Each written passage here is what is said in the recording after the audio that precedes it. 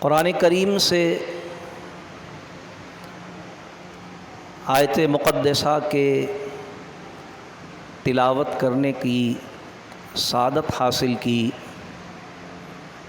جس میں اللہ تبارک و تعالی نے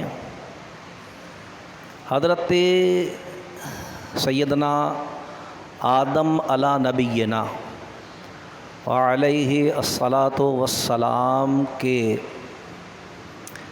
زمین پر اپنے نائب و خلیفہ بنا کر بھیجنے کا اعلان فرمایا ہے۔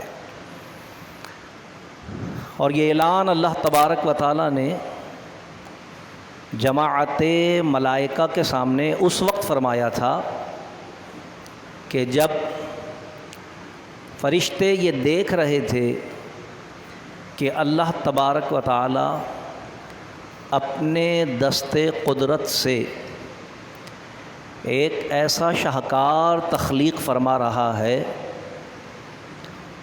جو اس سے پہلے کبھی نہیں دیکھا گیا۔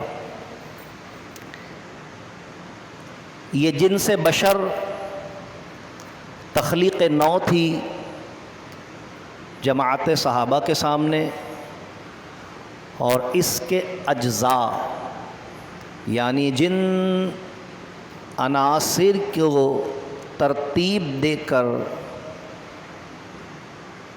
یہ وجود اللہ تعالیٰ نے تخلیق فرمایا تھا، وہ متضاد صفات کے حامل تھے۔ ہوا، مٹی، آگ اور پانی، یہ وہ عناصر اربع تھے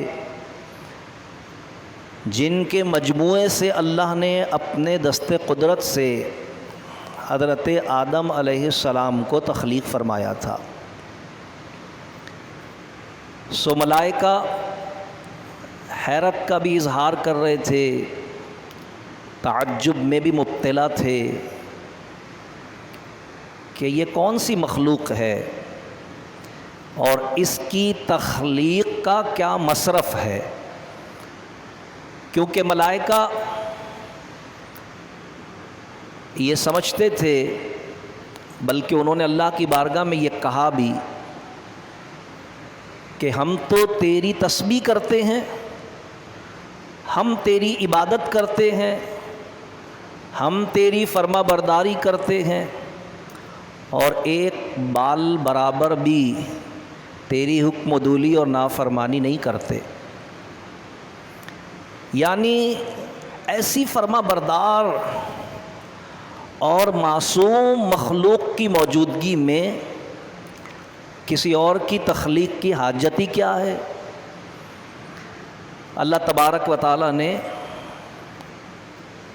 ملائکہ کے اس استعجاب اور حیرت کو دور کرتے ہوئے اور ان میں موجود اس سوال یا اعتراض کو ختم فرمانے کے لیے اعلان فرمایا، انی جاعل فی الارض خلیفہ، میں زمین میں اسے اپنا نائب اور خلیفہ بنانے والا ہوں۔ یعنی اللہ تبارک و تعالیٰ نے حضرت آدم علیہ السلام کی تخلیق کے ساتھ ہی ملائکہ پر اس بات کو واضح کر دیا تھا کہ میں اسے زمین پر اپنی نیابت و خلافت کے لیے تخلیق کر رہا ہوں۔ سو اللہ تبارک و تعالیٰ نے حضرت آدم علیہ السلام کو تخلیق بھی فرمایا اور اپنی نیابت و خلافت کا شرف بھی انہیں عطا فرمایا۔ اور پھر اس زمین کو حضرت آدم علیہ السلام کے ذریعے ان کی اولاد سے آباد بھی فرما دیا، اس کائنات کو رونقیں بھی بخشیں۔ لیکن یہ بات میں پہلے بھی کبھی عرض کر چکا ہوں اور آج پھر ایک مخصوص واقعے کے رونما ہونے کے نتیجے میں عرض کر رہا ہوں کہ اللہ تبارک و تعالیٰ نے دو انسانوں کے درمیان جو سب سے پہلا رشتہ قائم کیا وہ میاں بیوی کا رشتہ تھا۔ دنیا میں، کائنات میں دو انسانوں کے درمیان جو سب سے پہلا رشتہ قائم ہوا وہ میاں بیوی کا رشتہ تھا۔ باقی سارے رشتے جو کہ اس رشتے کے سبب سے بنے ہیں اس کے بعد بنے، اس سے پہلے کوئی رشتہ انسانوں کے درمیان نہیں تھا۔ پہلا رشتہ جو دو انسانوں کے درمیان قائم ہوا وہ میاں بیوی کا رشتہ تھا، اور اس رشتے کو میاں بیوی کا نام اس لیے دیا گیا کہ وہ رشتہ نکاح کے ذریعے قائم ہوا تھا۔ اللہ تبارک و تعالیٰ نے جب حضرت آدم علیہ السلام کو جنت میں اپنی جنس میں تنہا ہونے کے اعتبار سے، کیونکہ انسان تو کوئی اور تھا ہی نہیں، اپنی جنس میں تنہا ہونے کے اعتبار سے ان کی دلجوئی کا، ان کی تسکین کا، ان کی راحت کا اور ان کے لیے چین و سکون کا سامان عطا فرمانا چاہا، تو اللہ تبارک و تعالیٰ نے اپنی حکمت سے حضرت آدم علیہ السلام سے ہی حضرت اماں حوا کو تخلیق فرمایا، جیسا کہ قرآن کریم میں اللہ تبارک و تعالیٰ ارشاد فرماتا ہے کہ ہم نے تمام انسانوں کو ایک جان سے تخلیق کیا اور اسی جان سے اس کا جوڑا تخلیق فرمایا۔ وہ ایک جان کون سی جان تھی؟ وہ حضرت آدم علیہ السلام کی جان تھی، اور اس سے جو جوڑا تخلیق کیا اللہ نے وہ حضرت اماں حوا تھیں، کہ جو اللہ تعالیٰ نے حضرت آدم علیہ السلام کی بائیں پسلی سے حضرت اماں حوا کو تخلیق فرمایا۔ اور یہ رشتہ میاں بیوی کا رشتہ کہلایا، اس لیے کہ اللہ تبارک و تعالیٰ نے اسے نکاح کے ذریعے قائم فرمایا۔ صاحب تفسیر روح البیان نے بہت وضاحت کے ساتھ اس چیز کو احادیث کی روشنی میں بیان فرمایا کہ جب اللہ تبارک و تعالیٰ نے اماں حوا کو تخلیق فرمانا چاہا تو حضرت آدم علیہ السلام پر غنودگی، بے ہوشی یا نیند قائم فرما دی، اور پھر ان کی بائیں پسلی سے حضرت اماں حوا کو تخلیق فرمایا، اور جب حضرت آدم علیہ السلام بیدار ہوئے، جاگے، اور آپ نے اپنی ہم جنس یعنی ایک اور انسان کو جو کہ عورت کے روپ میں تھیں، اور فطری طور پر اللہ تبارک و تعالیٰ نے اپنی حکمت کے تحت ان کے قلب میں اس جوڑے کے لیے محبت، لگاؤ، انس رکھا تھا، وہ ان کی طرف متوجہ ہوئے۔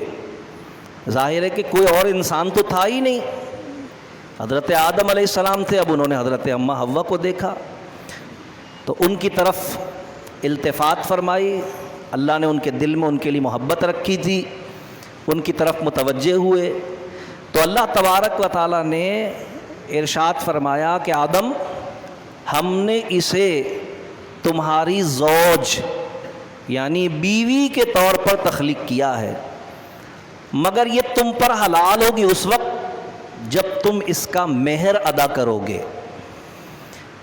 تو یہ نکاح کس نے پڑھایا؟ یہ خود اللہ تعالیٰ نے پڑھایا، مہر بھی اللہ نے مقرر فرمایا۔ کیا مہر مقرر فرمایا؟ صاحب تفسیر روح البیان نے لکھا کہ حضرت آدم علیہ السلام نے اللہ کی بارگاہ میں عرض کی کہ مولا، اس کی قربت و صحبت کے لیے جو رشتہ تو نے اس کے اور میرے درمیان قائم فرمایا اور اس کا مہر مقرر فرمایا ہے، جس کی ادائیگی کا تو مجھے حکم فرماتا ہے، وہ کیا ہے؟ تو صاحب تفسیر روح البیان نے لکھا کہ اللہ تبارک و تعالیٰ نے حضرت آدم علیہ السلام کو حکم دیا کہ میرے پیارے محبوب صلی اللہ علیہ وسلم پر 100 مرتبہ درود تمہارا مہر ہے، یعنی تم 100 مرتبہ میرے محبوب علیہ السلام پر درود پڑھو، یہ تمہارے مہر کی ادائیگی ہوگی، جس کے بعد یہ عورت تمہاری بیوی تم پر حلال ہو جائے گی۔ تو میں کبھی کبھی اپنی تقاریر میں یہ جملہ عوامی جلسوں میں بھی کہہ دیا کرتا ہوں کہ حلالی تو وہی ہے جو درودی اور میلادی ہے، حلالی تو ہے ہی وہ جو درودی اور میلادی ہے، اس لیے کہ اللہ نے پہلے مرد پر پہلی عورت کو میاں بیوی کی حیثیت سے حلال ہی درود پاک کی برکت سے کیا تھا۔ تو حلالی تو درود اور میلاد کا منکر ہو نہیں سکتا، کیونکہ وہ تو ہے ہی حلالی اس لیے کہ اس کے باپ پر اس کی ماں کو اللہ نے درود کی برکت سے حلال کیا تھا۔ تو یہ کائنات کا جو پہلا رشتہ قائم ہوا یہ درود پاک کی برکت سے قائم ہوا، یہ کائنات کا پہلا رشتہ ہے، اور پھر سارے رشتے اس کے بعد ہیں۔ ایک جملہ آپ سنتے ہیں اکثر کہ جی سب سے بڑا رشتہ تو انسانیت کا رشتہ ہے۔ عام طور پر NGOs جن کا کام مردوں کو کپڑے پہنانا اور عورتوں کے اس کے برعکس، تو وہ کیا کہتی ہے؟ بھائی انسانیت کا رشتہ ہے۔ کوئی ثابت کرے قرآن سے اور حدیث سے کہ پہلا رشتہ جو کائنات میں قائم ہوا وہ کون سا رشتہ ہے؟ تو قرآن ہمیں یہ بتاتا ہے، حدیث ہمیں یہ بتاتی ہے کہ کائنات میں جو پہلا رشتہ اللہ نے قائم فرمایا وہ میاں بیوی کا رشتہ ہے۔ کیونکہ اگر کوئی یہ کہے کہ پہلا رشتہ انسانیت کا ہے تو انسان تو ہوئے ہی ان کے بعد، انسان تو سارے ان کے بعد ہوئے، ان سے پیدا ہوئے، تو پہلا رشتہ تو یہی تھا جو میاں بیوی کا رشتہ تھا۔ اس کا مطلب یہ ہوا کہ کائنات میں جو سب سے حق ترین سچا ترین رشتہ ہے وہ میاں بیوی کا رشتہ ہے۔ یہی وجہ ہے کہ ان کے نتیجے میں ہونے والی اولاد سے ان کا جو رشتہ بنتا ہے یعنی ماں باپ، وہ اللہ اور اس کے رسول کے بعد کائنات میں سب سے مقدس ترین رشتے مانے جاتے ہیں۔ بھائی جس رشتے کے نتیجے میں یہ دو ہستیاں مقدس ترین ٹھہرتی ہیں انسانی رشتوں کے اعتبار سے، ماں باپ سے بڑھ کے کسی کا احترام، کسی کی محبت ہو ہی نہیں سکتی، لیکن یہ ماں باپ بنے کس بنیاد پر؟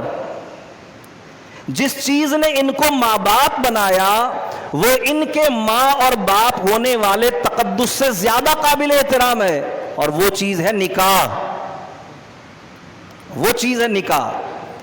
تو اسلام میں نکاح کی جو اہمیت ہے، اسلام میں شادی کی جو اہمیت ہے، اور اسلام نے میاں بیوی کے رشتے اور اس حلال تعلق کو جو احترام عطا کیا ہے، اس کے تقدس کو آیات قرآنیہ بھی بیان کرتی ہیں اور احادیث مبارکہ بھی بیان کرتی ہیں۔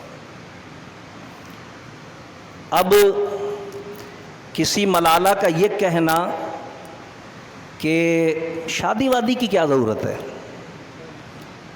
اور کسی عورت مارچ میں کسی عورت یا مرد کا یہ کہنا کہ نکاح وکاح تو ویسے ہی ایک پابندی ہے،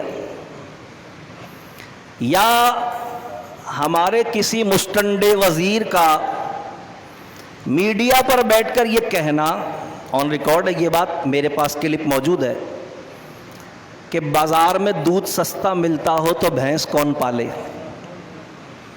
ایسا کہنے والے کے نزدیک واقعتاً عورت ایک بھینس سے بڑھ کر نہیں ہے۔ اگر واقعی اس ملک میں عورت کو عورت ہونے کے اعتبار سے شعور ہوتا نا، تو وہ جو عورت کے حقوق کے لیے نکل رہی تھی وہ سارے اس کو جوتے مارتی کہ تو ہمیں بھینس سمجھتا ہے، کہ تو کہہ رہا بازار میں دودھ سستا ملتا ہو تو بھینس پالنے کی کیا ضرورت ہے۔ اس کا مطلب وہ عورت کو بھینس والی حیثیت دے رہا ہے نا، جبکہ اسلام بحیثیت بیوی عورت کے تقدس کو، اس کے تحفظ کو، اس کے احترام کو، بلکہ اسے گھر والی کہہ کر اس کو مالک خاندان اور سربراہ خاندان بنا دیتا ہے کہ بھئی سب سے زیادہ تقدس، سربراہی رشتے کے اعتبار سے گھر میں ماں کا ہوتا ہے. اسلام نے بیان کیا اس چیز کو. بے شک باپ گھر کا سربراہ ہوتا ہے، لیکن احترام کے اعتبار سے، محبت کے اعتبار سے سب سے زیادہ حق محبت اور حق خدمت جس کا رکھا گیا وہ ماں ہے. خود باپ بھی بچوں پر اپنی ماں کے احترام اور اس کی محبت اور اس کے حق خدمت کو ثابت کرنے کے لیے ان پر سختی کرتا ہے. خبردار اپنی ماں سے تو نے بدتمیزی کی تو. مجھے یاد پڑتا ہے، ابھی میں تفصیل تھوڑی آگے عرض کروں گا، کہ کسی کہانی نویس کی تحریر میں یہ بات لکھی گئی اور بڑی عالمانہ اور قرآن و سنت کے نچوڑ کی صورت میں یہ بات اس نے تحریر کی، قابل تحسین ہے. اس نے لکھا کہ اگر کوئی غور کرے اس بات پر کہ اللہ تبارک و تعالیٰ نے حضرت آدم علیہ السلام کے لیے قرآن میں فرمایا انی جاعل فی الارض خلیفہ، میں زمین میں انہیں اپنا خلیفہ بنانے والا ہوں، اپنا نائب بنانے والا ہوں.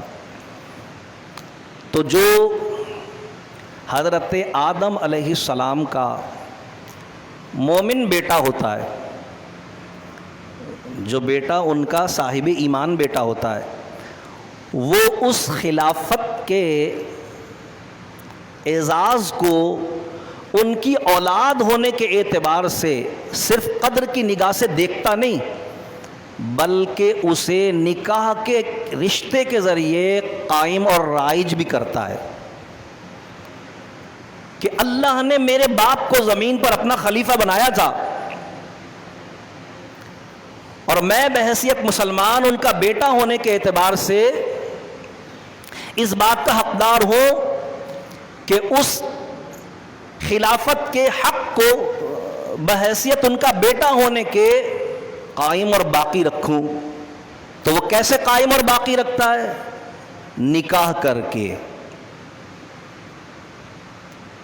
اللہ نے آدم علیہ السلام کو اپنا خلیفہ بنایا، تو یہ بیٹا جو صاحب ایمان ہے نکاح کر کے ان کی خلافت و نیابت کو کیسے قائم کرتا ہے؟ ایسے قائم کرتا ہے کہ جو صفت اللہ تبارک و تعالی نے اپنے لیے رکھی ہے، آدم علیہ السلام کو اپنا خلیفہ ہونے کے حوالے سے اللہ نے وہ صفت بصورت مردانگی عطا فرمائی. وہ صفت کیا تھی؟ اس مصنف نے لکھا کہ وہ صفت نکاح کے ذریعے ابن آدم علیہ السلام کا بیٹا اس حق کی ادائیگی کو ممکن اور یقینی بناتا ہے. کس طرح کہ اگر غور کریں تو ایک مرد شادی کرتا ہے تو وہ اپنی بیوی پر ایک مہینے میں اس کے کپڑے لتے، علاج، معالجے، اس کے رشتہ داروں میں لانا لے جانا، اس کی خوشی غمی، اس کو گھمانا پھرانا، جو بھی اس کے ناز نخرے، جو بھی اس کے معاملات پورے کرتا ہے، اور اس پورے کرنے کے لیے جو جد و جہد کرتا ہے، ظاہر کمائے گا تو کرے گا نا. کہا کہ اگر اس محنت مشقت کو اور اس سے کمائی ہوئی دولت کو اور اس کے خرچ کیے جانے کے حساب کو اگر جوڑا جائے نا، تو وہ کئی بدکار عورتوں کے پاس جا کر اپنی ضرورت کو مہینے میں کئی بار پورا کر سکتا ہے ان پیسوں میں، بلکہ اس سے بہت کم پیسوں میں. لیکن جو صاحب ایمان ابن آدم ہوتا ہے، وہ اس حق خلافت کو جو اللہ نے عطا فرمایا تھا، اس کی نیابت کے ادا کرنے کے لیے حرام اور گناہ سے اپنے آپ کو بچا کر اللہ تبارک و تعالیٰ کی اس صفت کا خود کو مظہر بناتا ہے کہ اپنے باپ کی سنت پر عمل کرتے ہوئے وہ نکاح کرتا ہے. یہ صفت اسے اللہ تبارک و تعالیٰ کی نیابت و خلافت کے فیض سے کس طرح سرفراز کرتی ہے؟ اس طرح سرفراز کرتی ہے کہ اس کا مقصود صرف جنسی تسکین حاصل کرنا نہیں ہوتا، بلکہ وہ چاہتا ہے کوئی ہو جس کی ضرورتیں میری ذات کے ساتھ وابستہ ہوں، کوئی ہو جو تکلیف میں مبتلا ہو تو مجھے پکارے، کوئی ہو کہ اسے جب کوئی حاجت اور ضرورت پیش آئے تو مجھ سے کہے۔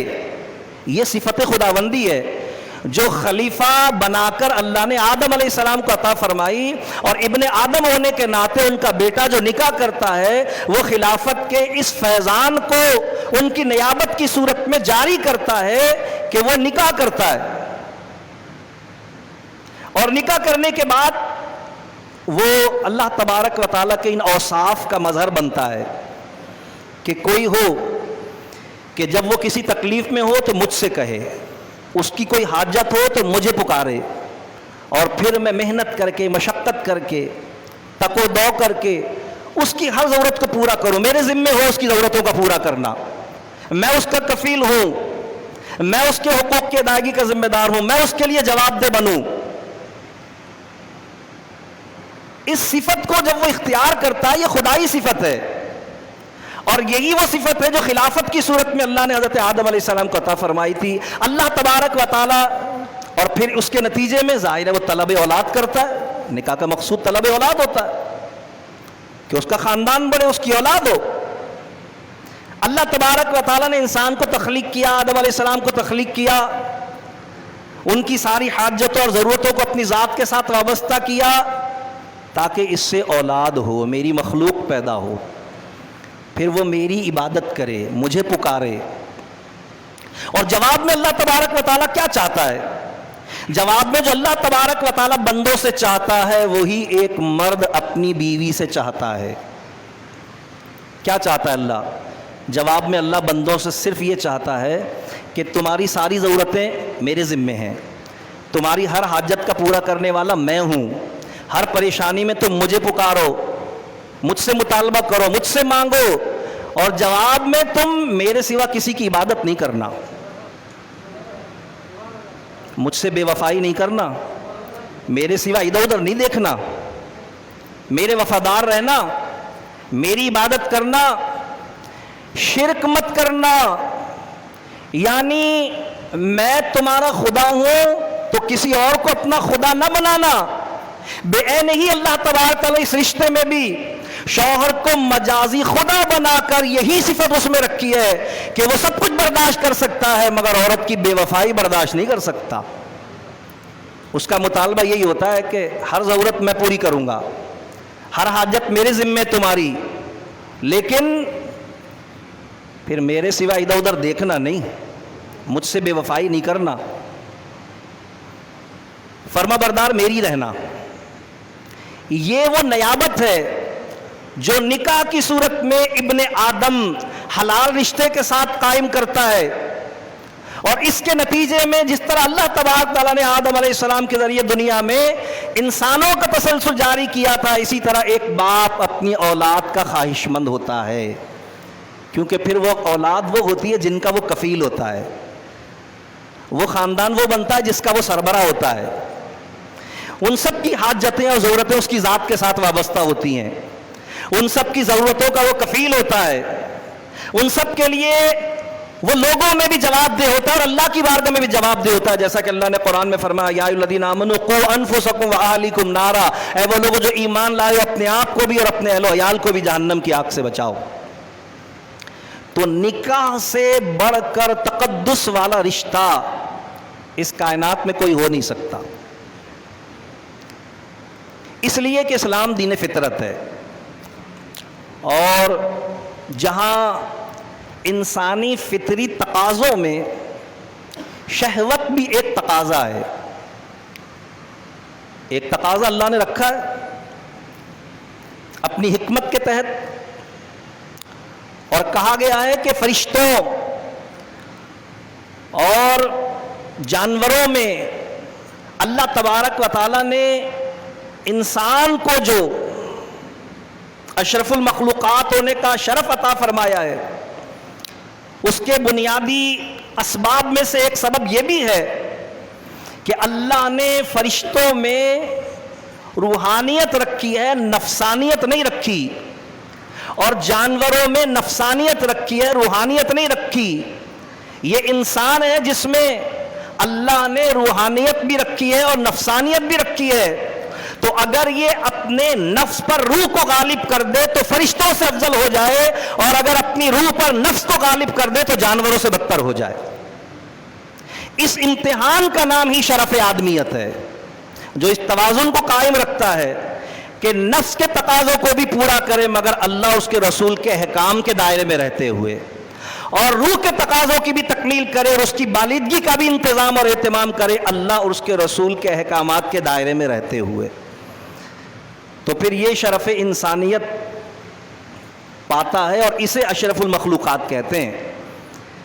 ورنہ جو وزیر یہ کہہ رہا ہے نا کہ بازار میں دودھ سستا ملتا ہے تو بھینس کون پالے، اس کی حیثیت بھی ایک سانڈ کے سوا اور کچھ نہیں ہے، یہ انسان کہلانے کا حقدار نہیں ہے۔ بھئی یہ بھی ایک سانڈ ہی ہے نا کہ کسی بھی بھینس پہ چڑھ گیا، بس یہ ایک سانڈ ہے۔ یہ بھی کہہ رہا ہے، ٹی وی پر بیٹھ کر کہہ رہا ہو کہ بازار میں دودھ سستا ملتا ہو تو بھینس پالنے کی کیا ضرورت ہے۔ تو یہ صرف گھر میں لائی جانے والی بیوی کوئی بھینس نہیں کہہ رہا، بلکہ گھر میں لائی جانے والی معزز عورت کو بھینس کہہ کر یہ بتا رہا ہے کہ میری حیثیت بھی ایک آوارہ اور بدتماش سانڈ کے سوا اور کچھ نہیں ہے، تو میں تو یوں ہی کہیں بھی منہ مار لیتا ہوں۔ اسلام نے فطری تقاضے کی تکمیل کے لیے مقدس ترین رشتہ نکاح کی صورت میں عطا فرمایا ہے، اور اس رشتے کے تقدس کو اللہ تبارک و تعالیٰ نے قرآن کریم میں بار بار اور مختلف مقامات پر بہت ہی حسین پیرائے میں بیان بھی فرمایا ہے۔ اور جیسا کہ میں نے عرض کیا کہ جس طرح اسلام کی یہ خاصیت ہے کہ اسلام دین فطرت ہونے کے اعتبار سے انسان کے اس فطری تقاضے کو، جسے شہوت کہتے ہیں، حلال بلکہ انتہائی معزز اور محترم رشتے کے ساتھ تسکین کا سامان فراہم کرتا ہے۔ اس کی وجہ کیا ہے؟ اس کی وجہ یہ ہے کہ اسلام اپنی اساس میں شرم و حیا کو بنیاد بتاتا ہے، اور اس کا تعلق یعنی مقدس رشتوں کے قیام کا تعلق یہ بیوی ہے۔ جب میں شوہر ہوں، یہ ہونے والی میری اولاد ہے، میں ان کا باپ ہوں، یہ ان کی ماں ہے، یہ سارے رشتے تقدس والے رشتے ہیں جن سے انسانیت جسمانی اعتبار سے نہیں بلکہ روحانی اور قلبی اعتبار سے بھی ایک دوسرے سے جڑتی ہے، جس کو اسلام کا خاندانی اور مجموعی طور پر مومنوں کا، ایمان والوں کا معاشرتی نظام کہا جاتا ہے۔ شرم و حیا اس کی سب سے اہم ترین بنیاد ہے۔ اللہ تبارک و تعالیٰ نے اپنے انبیاء کرام علیہم الصلاۃ والسلام میں سے سب کی اس صفت کو قرآن میں بیان فرمایا۔ اللہ فرماتا ہے وَلَقَدْ أَرْسَلْنَا رُسُلًا مِّن قَبْلِكَ وَجَعَلْنَا لَهُمْ أَزْوَاجًا وَذُرِّيَّةً، اور اے میرے پیارے محبوب علیہ الصلاۃ والسلام، بے شک ہم نے آپ سے پہلے جتنے بھی رسول بھیجے وہ سب بیوی والے تھے اور خاندان والے تھے۔ کوئی کہہ سکتا ہے کہ عیسیٰ علیہ السلام تو نہیں تھے، تو یاد رکھیے یہ دین کا بھی اصول ہے اور دنیا کا بھی کہ اکثریت کا حکم کل پہ لگتا ہے۔ عیسیٰ علیہ السلام صرف ایک ہیں اور یہ تخصیص ہے ان کی۔ اسی طرح حضرت یحییٰ علیہ السلام بھی اللہ کے ایک نبی ہیں، ان کو اللہ تبارک و تعالیٰ نے اس صفت سے پاک رکھا تھا، ان کو ملائکہ والی صفت دی تھی، نفسانیت اور شہوت تھی ہی نہیں ان میں، انہوں نے بھی شادی نہیں کی تھی، لیکن ظاہر 1,24,000 کم و بیش اور 2 تو کیا کہا جائے گا؟ سارے نبی کہا جائے گا، کیونکہ اکثریت کا حکم کل کا حکم کہلاتا ہے۔ تو اللہ تبارک تعالیٰ فرماتا ہم نے جتنے بھیجے ان دو کے علاوہ سارے کے سارے ازواج والے بھی تھے اور ذریت والے بھی تھے۔ پتہ چلا کہ بیوی بچوں والا ہونا یہ اعزاز کی بات ہے۔ ہاں، جو مستنڈا اس کو شرمندگی کا باعث سمجھتا ہو وہ مرکھنا بیل بن کر ہی اس دنیا سے چلا جائے گا۔ جو صاحب ایمان ہے وہ اسلام کے تقاضوں کو پیش نظر رکھتا ہے تو اس کے سامنے اعزاز والی بات وہ ہوتی ہے جو اللہ نے اپنے محبوبوں کو عطا فرمائی، اور اللہ نے اللہ کے بندوں میں محبوب ترین بندے انبیاء کرام ہیں۔ اللہ فرما رہے ہیں ہم نے سارے نبیوں کو بیوی بچوں والا بنایا۔ پتہ چلا بیوی بچوں والا ہونا اعزاز کی بات ہے، خاندان کا سربراہ ہونا یہ شرف کی بات ہے۔ اللہ تعالیٰ جس کو اعزاز عطا فرمائے۔ قرآن کہہ رہا ہے، قرآن کی آیت پڑھی میں نے آپ کے سامنے، اللہ فرما رہا ہے ہم نے آپ سے پہلے جتنے رسول بھیجے ان کو بیوی بچوں والا بنایا۔ یہ بات کیوں کہی اللہ تبارک تعالیٰ نے؟ یہ بات اس لیے کہی اللہ تبارک تعالیٰ نے کہ اے میرے حبیب علیہ السلام، جب آپ کے غلام قرآن کریم کو پڑھیں گے، جس طرح ہم نے اس میں دیگر انبیاء کرام کے واقعات کو بیان کیا ہے، اسی طرح ہم ان کی سیرت کی جھلک بھی آپ کے صدقے ان کو عطا فرما دیتے ہیں، اور وہ دیکھیں گے کہ اللہ نے سارے نبیوں کو بیوی بچوں والا بنایا۔ اللہ نے سارے نبیوں کو صاحب زوج، ازواج والا بنایا، اور ہمارے نبی صلی اللہ علیہ وسلم نے تو کثرت ازواج اختیار فرمائی۔ اس کا مطلب یہ ہوا کہ شادی کرنا اور صاحب بیوی ہونا یہ اعزاز کی بات ہے، شرمندگی کی بات نہیں ہے۔ یہ اکیلے مرکھنا بن کے گھومنا اور ادھر ادھر منہ مارتے رہنا اور ادھر ادھر کی تاڑا تاڑی کرتے رہنا یہ دین نہیں ہے۔ دین شرم و حیا اور تقوی کا نام ہے، اور شرم و حیا اور تقوی وابستہ ہے رشتہ نکاح کے ساتھ۔ قرآن بیان کر رہا ہے اس چیز کو۔ لہذا اگر ہم قرآن کریم کی اس آیت کے تحت حضور علیہ السلام کے فرمودات طیبات پر نگاہ ڈالیں تو بخاری شریف کی وہ حدیث آپ نے بہت سارے علماء سے سنی ہے کہ سرکار علیہ السلام فرماتے ہیں کہ جس نے نکاح کیا اس نے اپنا آدھا ایمان محفوظ کر لیا، باقی آدھے کے لیے اسے اللہ سے ڈرتے رہنا چاہیے۔ اس کا مطلب کیا ہوا؟ آدھا ایمان محفوظ کرنے کا مطلب کیا ہوا؟ ایک صاحب بطور لطیفہ مجھ سے کہنے لگے امام صاحب حدیث میں لکھا ہوا ہے جس نے نکاح کیا اس نے آدھا ایمان محفوظ کر لیا، اس کا مطلب جس نے 2 نکاح کیے اس کا پورا ایمان محفوظ ہو گیا، آدھا ایک بیگم سے آدھا دوسری بیگم سے؟ معاذ اللہ، ایسا نہیں ہے۔ یہ مطلق نکاح کی بات ہو رہی ہے، نہ کہ بیوی کی۔ جس نے نکاح کیا اس نے آدھا ایمان محفوظ کر لیا۔ اس کا مطلب یہ ہوتا ہے کہ ہمارا جو دین ہے نا، میں نے پچھلے اور اس سے پچھلے جمعے میں بہت تفصیل سے آپ کو یہ بات سمجھائی تھی کہ ہمارا دین صرف عقائد اور اعمال کا نام نہیں ہے، صرف عقیدے اور عبادت کا نام دین نہیں ہے، بلکہ معاملات، لوگوں کے ساتھ جو ہمارے معاملات ہوتے ہیں، دین کا ایک بڑا حصہ اس سے تعلق رکھتا ہے۔ اور کیونکہ رشتوں کا تقدس اور ان کے حقوق کی ادائیگی پر استقامت اور اس میں عدل اور انصاف، یہ سارے امتحان آتے ہی اس کے سر پہ ہیں جو شادی کرتا ہے۔ بیگم اور اماں کی ٹینشن اسی کو تو ملتی ہے نا جو شادی کرتا ہے۔ جس نے شادی نہیں کی تو وہ اماں ہی اماں میں لگا ہوا ہے۔ یہ جو آدھا دین محفوظ ہو جانے کا مطلب ہے وہ یہ ہے کہ دین کے آدھے سے زیادہ احکام ایسے ہیں جو شادی کے بعد پتہ چلتے ہیں اور اس پر عمل کرنے کا وقت آتا ہے۔ جس نے شادی نہیں کی اس کے سامنے وہ معاملات آتے ہی نہیں ہیں۔ تو وہ جو آدھے احکام شریعت ہیں جن پر عمل کا اسے ثواب ملے گا، ہم نے بعض اولیاء کرام کے واقعات میں یہ بات پڑھی، جو شوق رکھتا ہو وہ بعض صوفیہ کرام کے ملفوظات ہمارے پاس ہے، اس میں پڑھے۔ بعض صوفیہ کرام کو اللہ نے صرف اپنی بیویوں کے بد مزاجی پر صبر کرنے کی وجہ سے منصب ولایت عطا فرمایا۔ اس لیے اللہ نے ان کو منصب ولایت عطا فرمایا کہ انہوں نے اپنی بیوی کی بد مزاجی پر صبر کیا کہ اللہ میں اس رشتے کو قائم رکھوں گا تیری رضا کے لیے، کیونکہ یہ ایک مقدس رشتہ ہے، میں اس رشتے کو نہیں توڑوں گا، صبر کروں گا۔ اور اس صبر پر اللہ نے، کیونکہ انہوں نے اللہ کے لیے صبر کیا، اللہ فرماتا ہے استعینوا بالصبر والصلاۃ، جب کوئی مصیبت آئے نا تو صبر اور نماز کو اپنا مددگار بنا لو. تو انہوں نے نمازوں کی کثرت کی اور صبر کیا اس کی بدمزاجی پر, تو اللہ تبارک نے اپنے وعدے کے مطابق ان کی امداد و نصرت فرمائی اور انہیں اپنی بارگاہ کا قرب اور اپنا ولایت کا اعزاز عطا فرمایا. تو یہ جو آدھے ایمان کی حفاظت کی بات ہے وہ اسی اعتبار سے ہے کہ وہ احکام شریعت پر عمل میں اب اس پر امتحان آتا ہے. اب وہ سنبھل کر اللہ اور اس کے رسول کا کیا حکم ہے اس بارے میں, مجھے ماں کے حق کو کیسے ادا کرنا ہے, بہن کے حق کو کیسے ادا کرنا ہے, بیوی کے حق کو کیسے ادا کرنا ہے, سسرال والوں کے حق کو کیسے ادا کرنا ہے, میکال والوں کے حق کو کیسے ادا کرنا ہے, وغیرہ وغیرہ. ساری چیزوں پر جب وہ عمل کرتا ہے تو یہ اس کے ایمان کی حفاظت کا ذریعہ بنتا ہے. اس لیے کہ میں نے عرض کر دیا کہ وہ جو احکام شریعت ہیں وہ بھی اسلام ہی کا حصہ ہیں, ایمان ہی کا حصہ ہیں.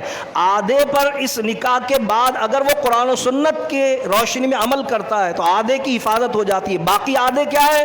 باقی آدھے ظاہر ہے عقائد اور عبادات کی صورت میں اس کو خود ادا کرنے, نماز بھی 5 وقت پہ ادا کرنی ہے, روزہ بھی رکھنا ہے, زکوٰۃ بھی دینی ہے, حج بھی کرنا ہے, دیگر عبادات جو اس پر ہے وہ بھی کرنا ہے. تو اس کے ایمان کی حفاظت کا اللہ تبارک و تعالیٰ نے اپنے حبیب علیہ الصلاۃ والسلام کے ذریعے اعلان کروایا. حضور سید عالم صلی اللہ علیہ وسلم نے ارشاد فرمایا کہ 4 سنتیں ایسی ہیں جسے اللہ نے میری امت کے لیے میری محبوب ترین سنتوں میں رکھا, اور یہ وہ 4 سنتیں ہیں جو پوری جماعت انبیاء کی سنت ہے, یعنی سارے نبیوں نے اسے اپنایا. سرکار فرماتے ہیں اس میں پہلی شرم و حیا, دوسری نکاح, تیسری مسواک اور چوتھی عطر. خوشبو کا لگانا, مسواک کا کرنا, نکاح کا اہتمام اور شرم و حیا کو قائم رکھنا. فرمایا یہ تمام نبیوں کی سیرت کا نمایاں ترین پہلو ہے, اور سرکار علیہ السلام کی سیرت طیبہ تو سبحان اللہ, سرکار علیہ الصلاۃ والسلام نے تو ظاہر ہے کہ پھر اس کو اپنی سنت, اور حضور علیہ الصلاۃ والسلام کے لیے تو اللہ قرآن میں فرما رہا ہے, اور سرکار کی سیرت تو ہمارے لیے اللہ نے نمونہ بنائی ہے. لقد کان لکم فی رسول اللہ اسوۃ حسنہ, ہمارے نبی کی ذات میں تمہارے لیے نمونہ ہے. تو سرکار علیہ الصلاۃ والسلام کی سیرت طیبہ ہمیں کیا بتا رہی ہے کہ سرکار علیہ الصلاۃ والسلام نے ان کاموں کو بطور سنن انبیاء صرف خود اختیار نہیں کیا بلکہ اپنی امت کو بھی اس کی ترغیب, اس کی تلقین اور اس کی تاکید فرمائی. لہذا حضور سید عالم صلی اللہ علیہ وسلم نے صحابہ کرام کو مخاطب کر کے ارشاد فرمایا, اے میری امت کے جوانوں, تم نکاح کے اہتمام میں جلدی کرو, اس لیے کہ یہ نگاہ اور شرمگاہ کا محافظ ہے اور تمہارے ایمان کی محافظت کا ذریعہ ہے. یہ سرکار نے گویا ترغیب دلائی, سرکار علیہ الصلاۃ والسلام نے تاکید فرمائی.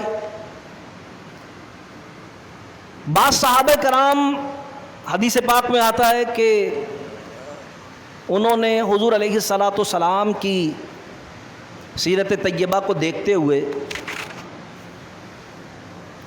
کچھ چیزیں اپنے تئیں تصور کر لیں کہ ہمیں اس میں مبالغہ کرنا چاہیے. مثلا انہوں نے کہا کہ ہمیں کثرت عبادت کرنی چاہیے. وہ سنتے تھے کہ حضور علیہ السلام کیسا کیسا طویل قیام کرتے ہیں, کیسا کیسا طویل رکوع کرتے ہیں, تو انہوں نے قسم کھائی کہ ہم کثرت عبادت کریں گے حتیٰ کہ ہم رات کو سویا ہی نہیں کریں گے. بعض صحابہ کرام نے حضور علیہ السلام کے متعلق یہ سنا کہ سرکار علیہ السلام صوم وصال رکھتے ہیں, اور جب طعام فرماتے ہیں تو وہ بھی بڑا مختصر, یعنی کھانا کھاتے ہیں تو تھوڑا کھاتے ہیں. تو انہوں نے یہ طے کیا کہ ہم ساری زندگی روزے رکھیں گے, یعنی ان پر عبادت کی کثرت کا ایک جذبہ غالب ہو گیا. تو انہوں نے کہا کہ ہم ساری زندگی روزے رکھیں گے. اور ظاہر ہے کہ یہ 2 اعمال ایسے تھے کہ ان دونوں کو اختیار کرنے والے کے لیے شادی کرنا ممکن ہی نہیں تھا. جب اس نے قسم کھا لی ہے کہ میں رات کو سوؤں گا ہی نہیں, عبادت ہی کرتا رہوں گا اور دن بھر روزہ ہی رکھا رہوں گا, تو ظاہر ہے شادی کب کرے گا وہ, حق زوجیت کیسے ادا کرے گا وہ. تو اس کے نتیجے میں انہوں نے یہ طے کر لیا بھائی ہم شادی بھی نہیں کریں گے, ہم شادی بھی نہیں کریں گے, یہ طے کر لیا. حضور علیہ السلام تک کسی ذریعے سے یہ بات پہنچی کہ بھئی وہ فلاں صحابی جو ہے نا, انہوں نے آپس میں یہ مشاورت کی ہے.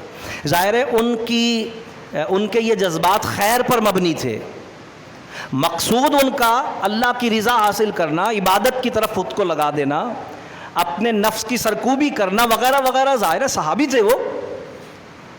لیکن آپ کو حیرت ہوگی کہ حضور سید عالم صلی اللہ علیہ وسلم تک جب ان کی یہ بات پہنچی تو سرکار نے انہیں طلب فرمایا اور سرکار بھری مسجد میں ان پر غضبناک ہوئے.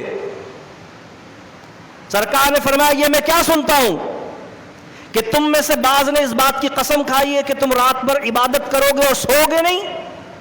اللہ کی قسم میرے رب نے تم پر تمہارے نفس کا بھی حق رکھا ہے اور تم پر تمہارے جسم کا بھی حق رکھا ہے. میں اللہ سے سب سے زیادہ ڈرنے والا ہوں, لیکن میں رات کے کچھ حصے سوتا بھی ہوں اور رات کو کچھ حصہ عبادت بھی کرتا ہوں.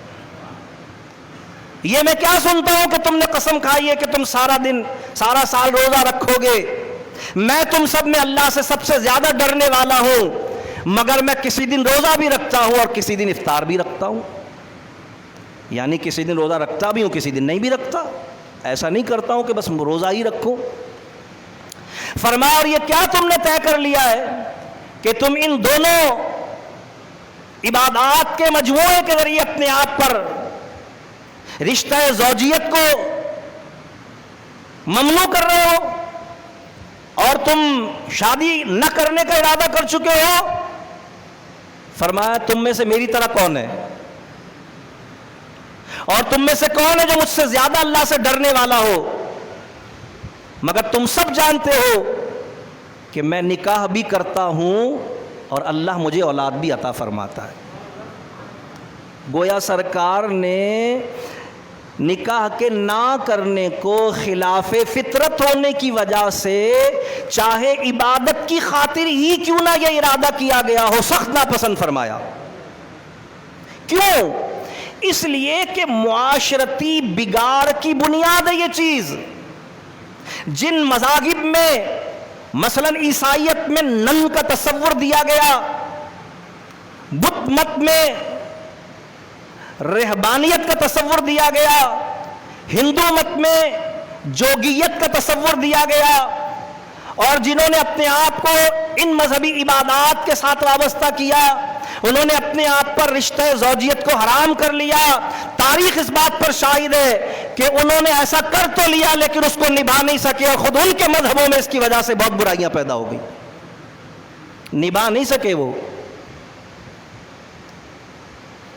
انہوں نے کر تو لیا اپنے آپ پر حرام اس کو, لیکن صرف رشتہ زوجیت ہی حرام ہوا,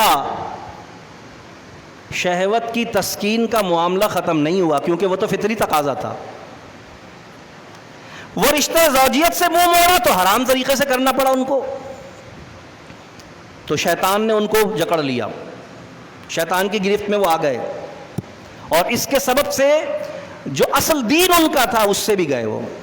انہوں نے تو بطور عبادت اس کو اختیار کیا تھا نا, عبادت کے لیے اس کو طے کیا تھا, لیکن وہ اس عبادت سے بھی گئے. سرکار علیہ الصلوۃ والسلام نے اسلام کو دین فطرت کے طور پر دنیا کے سامنے پیش کیا ہے, کیونکہ سرکار خاتم النبیین ہے, قیامت تک اب اسی دین کو رہنا ہے, اس کے سوا کوئی دین ہے ہی نہیں. اور اس دین کی حقانیت کی سب سے بڑی دلیل یہی ہے کہ یہ دین کوئی حکم بھی انسانی فطرت کے خلاف نہیں دیتا, بلکہ اس کے سارے احکامات اور سارے مسائل وہ ہیں جو انسانی فطرت اور اس کے فطری تقاضوں کے عین مطابق و موافق ہیں. تو اسلام نے حکم دیا, نکاح کرنے کا حکم دیا اسلام نے. لہذا اللہ تبارک و تعالیٰ نے انسان کی, مرد کی, خاندان کی زندگی کے سکون اور تسکین کا باعث اس رشتے کو فرمایا. اللہ قرآن میں فرماتا ہے هو الذی خلقکم من نفس واحدہ وجعل منها زوجها لیسکنوا الیہا. اللہ فرماتا ہے وہی ہے جس نے تمہیں ایک نفس سے، ایک جان سے تخلیق کیا اور پھر اسی سے اس کا جوڑا بنایا. اور کیا فرما رہا اللہ تعالیٰ؟ لِيَسْكُنُوا إِلَيْهَا، اور اس میں تمہارے لیے سکون رکھا.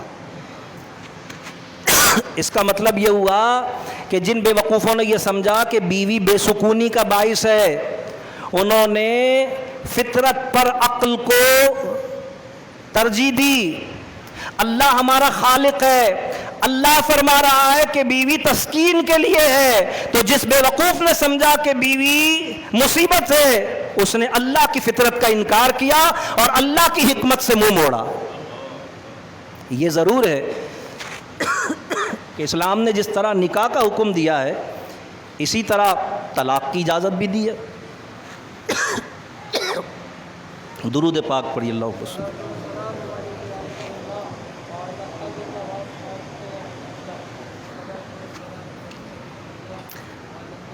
ظاہر ہے کہ بعض اوقات یہ انفرادی معاملہ ہے.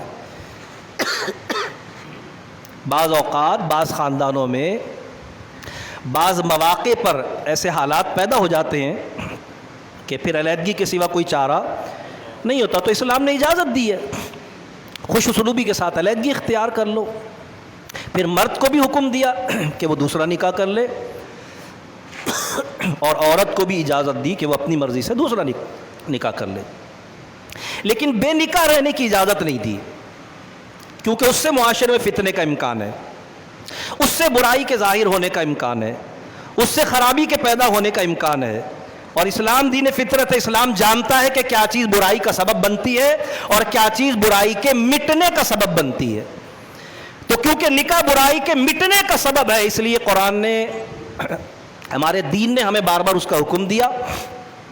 اور کیونکہ بے نکاحی معاشرے میں بدامنی کا، برائی کا، بے حیائی کا، بدنگاہی کا اور بے شرمی کا سبب بننے والی چیز ہے، اس لیے اس سے روکا گیا کہ بے نکاحی اختیار نہ کی جائے، نکاح کیا جائے. اللہ تبارک و تعالیٰ نے قرآن کریم میں ایک اور مقام پر ارشاد فرمایا وَهُوَ الَّذِي خَلَقَ مِنَ الْمَاءِ بَشَرًا وَجَعَلَ نَسَبًا وَصِهْرًا وَكَانَ رَبِّكَ قَدِيرًا. اللہ تبارک تعالیٰ ارشاد فرماتا ہے اور وہی ہے جس نے انسان کو ایک قطرہ پانی سے پیدا کیا. ظاہر ہے قطرہ ناپاک یہ انسان کے وجود کا سبب بنتا ہے، اللہ نے نظام رکھا ہے فطرت کا. اللہ تعالیٰ فرما رہا ہے کہ وہی ہے جس نے انسان کو ایک قطرے پانی سے پیدا کیا اور پھر اس میں نسبی اور سسرالی رشتے قائم کیے. یعنی اس کے نسب کو جاری کرنے کے لیے سسرالی رشتے قائم کیے. سسرالی رشتے کب ہوتے ہیں؟ جب نکاح ہوتا ہے، اس کے بغیر تو سسرالی رشتے نہیں ہوتے نا. فرمایا یہ ہم نے نسب کو جاری رکھنے کے لیے، کیونکہ سرکار علیہ السلام نے فرمایا کہ قیامت کے دن میں اپنی امت کی کثرت پر باقی انبیاء کے سامنے ناز کروں گا. سرکار نے فرمایا قیامت کے دن جن چیزوں پر اللہ تعالیٰ مجھے فخر اور ناز عطا فرمائے گا اس میں سے ایک میری امت کی کثرت بھی ہوگی. اور وہ کثرت کس بنیاد پر ہوگی؟ حلال اولاد کی بنیاد پر ہوگی. جس کے ابا کا ہی پتہ ہی نہیں ہوگا تو اس کا معاملہ کیسے چلے گا؟ جیسے یورپ میں ہوتا ہے نا، یورپ میں آپ دیکھیں گے جو لوگ کبھی باہر کا سفر کرتے ہیں یا جن کے اس طرح کے معاملات ہیں ان کے علم میں ہے. ہمارے یہاں اسکول میں، دفتر میں، جہاں بھی کہیں کوئی فارم ملتا ہے تو نام کے آگے لازمی اگلا کالم، نیکسٹ کالم جو بھی ہوتا ہے وہ ولدیت کا ہوتا ہے. یورپ میں ایسا نہیں ہوتا، کیونکہ وہاں 90% کو ولدیت پتہ ہی نہیں ہوتی. وہاں پر نیم کے بعد جو نیکسٹ کالم ہوتا ہے وہ سر نیم کا ہوتا ہے. تمہارا نام کیا ہے اور سر نیم کیا ہے؟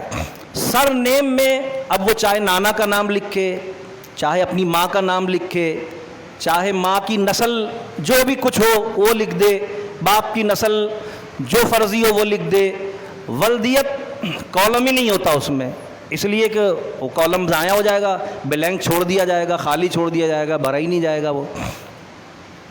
الحمدللہ ہمارے ہاں صرف ولدیت نہیں بلکہ پورا نسب معلوم ہوتا ہے سب کو اپنا. یہ اسلام کا شرف اور اعزاز ہے۔ اللہ فرما رہا ہے ہم نے نسب اور سسرالی رشتوں کو قائم کیا ہے، یہ اعزاز ہے اہل ایمان کا، یہ مسلمانوں کا ترہ امتیاز ہے، شرم و حیا کا، پاکیزگی کردار کا اس سے گہرا تعلق ہے، یہ ہماری ایمانیات کی اساس اور بنیاد ہے۔ تو اللہ تبارک و تعالیٰ نے ہمارے پیارے آقا علیہ السلام کی سیرت طیبہ کی صورت میں ہمیں عملی نمونہ عطا فرمایا کہ سرکار علیہ السلام نے 1 نہیں 2 نہیں 3 نہیں 4 نہیں 12 نکاح فرمائے۔ یہ حضور کی خصوصیت ہے، سب کے لیے نہیں ہے یہ اجازت، یہ حضور کی خصوصیت ہے، لیکن حکم نکاح سب کے لیے ہے، ہر مرد کے لیے حکم نکاح رکھا گیا۔ ظاہر ہے اس کے لیے اللہ تبارک تعالیٰ نے احکامات رکھے۔ اللہ تبارک تعالیٰ قرآن کریم میں ارشاد فرماتا ہے فَانْكِحُوا، نکاح کرو، امر کا صیغہ ہے، حکم ہے۔ بعض صورتوں میں نکاح فرض ہوتا ہے، بعض لوگ کہتے ہیں نکاح سنت ہے، سب کے لیے سنت نہیں ہے۔ صاحب بہار شریعت نے نکاح کے باب میں لکھا کہ جس شخص کو زنا میں مبتلا ہو جانے کا کثرت شہوت اور غلبہ شہوت کی وجہ سے یقین ہو، اس پہ نکاح کرنا فرض ہے۔ ہم لوگ عام طور پر کہتے ہیں نکاح سنت ہے، یہ سنت نارمل وے میں ہے، عام حالات میں سنت ہے، لیکن جس پر شہوت کا غلبہ ہو اور جس کو اسباب زنا میسر ہو اور اسے خطرہ ہو کہ اگر میں نے نکاح نہ کیا تو میں زنا میں مبتلا ہو جاؤں گا، تو اس پر فرض ہے کہ وہ نکاح کرے۔ سمجھ رہے ہیں آپ بات کو؟ یہ بہار شریعت جو فقہ کی کتاب ہے میں اس میں سے مسئلہ بتا رہا ہوں آپ۔ اللہ فرما رہا ہے فَانْكِحُوا، نکاح کرو، امر کا صیغہ، حکم دیا اللہ نے۔ تو بعض صورتوں میں فرض ہے، بعض میں واجب ہے، عام اعتبار سے سنت ہے، نارمل لائف میں، عام حالات میں سنت ہے۔ اللہ تبارک تعالیٰ جب فرما رہا نکاح کرو تو کس سے نکاح کرو؟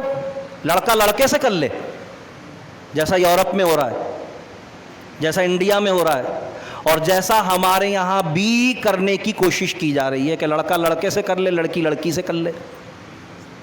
نہیں، پاکستان اسلام کے نام پر بنا ہے، اسلام کے احکامات، اسلام دین فطرت ہے۔ اللہ فرمایا فَانْكِحُوا، نکاح کرو، مگر کس سے؟ مَا طَابَ لَكُم مِّنَ النِّسَاءِ، ان عورتوں سے جو تمہیں بھلی معلوم ہوں، اپنی پسند کی عورت سے نکاح کرو۔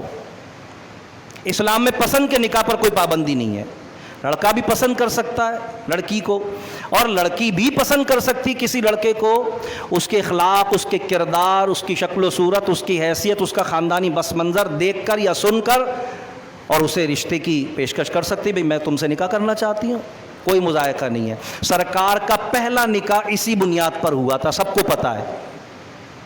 سرکار کا جو پہلا نکاح تھا حضرت خدیجہ الکبریٰ سے، وہ حضور نے پسند نہیں کیا تھا، حضرت خدیجہ نے پسند کیا تھا۔ کیا دیکھ کر پسند کیا تھا؟ حضور کے عدل کو، حضور کے انصاف کو، حضور کے اخلاق کو، حضور کی سچائی کو، حضور کی امانت کو، حضور کی دیانت کو، حضور کی شرم و حیا کو، حضور کی پاکیزہ سیرت کو۔ ہر لڑکی کو یہی بات پیش نظر رکھنی چاہیے۔ اللہ اکبر۔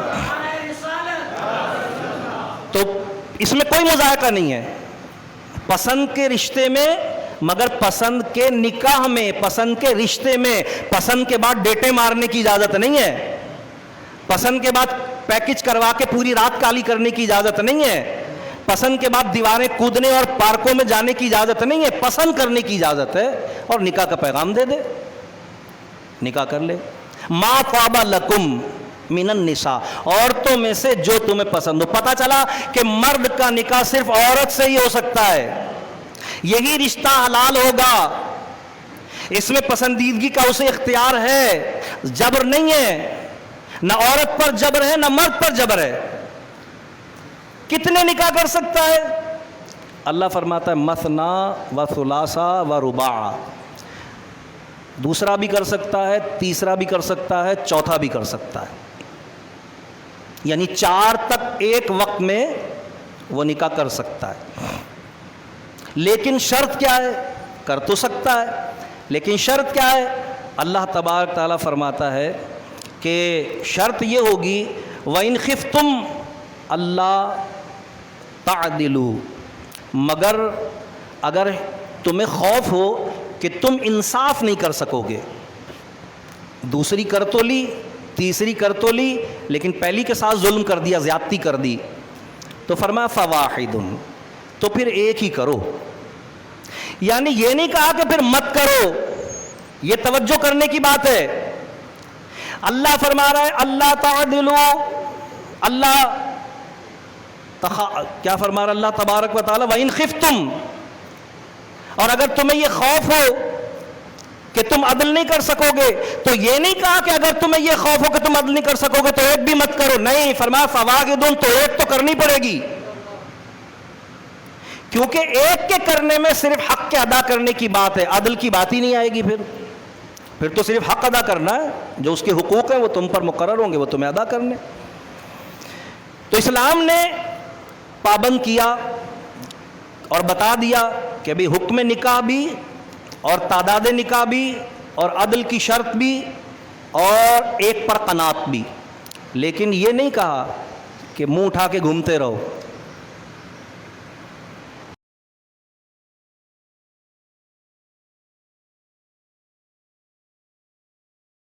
یہی وجہ ہے کہ تمام علماء اسلام اس بات پر متفق ہیں کہ جس معاشرے میں بھی نکاح کو مشکل بنایا جائے گا اس میں زنا خود بخود آسان ہو جائے گا.